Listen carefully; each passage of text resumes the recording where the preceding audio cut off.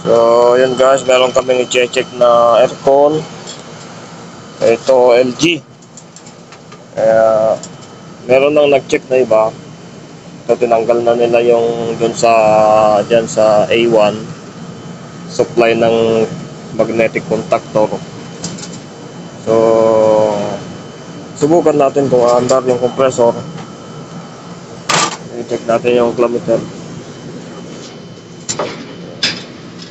Kasama ko si Brian ngayon. Bago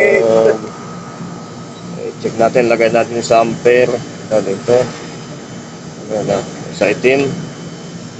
Yan. So i-press na lang natin dahil hindi na ata gumagana ito ng matagal eh. Check natin yung ampere kung gumagana pa itong compressor. Yan, okay pa siya.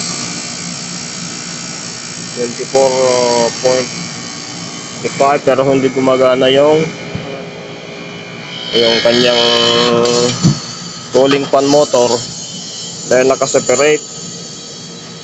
Ang magpapagana ng cooling fan ay dun sa indoor unit.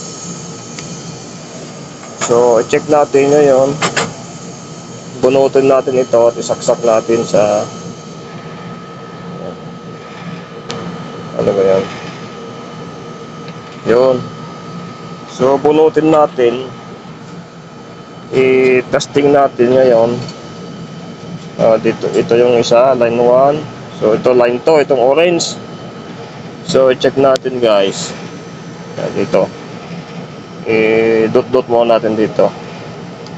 Ayun, isa lang nata yung gumana yung isa, pero itong isa hindi maka-start. Yan, stuck up. Pero yung isa gumagana. So ang problema nito ay hindi gumagana yung isang cooling fan motor. Stuck up siya. Maingay. Ang check natin kung malamig. Malamig naman yung tubo. So yun lang ating nakitang problema. Saka ayusin na lang natin itong mga terminal niya dahil maitim na siya. Yan. So yun lang guys ang aking video ngayon.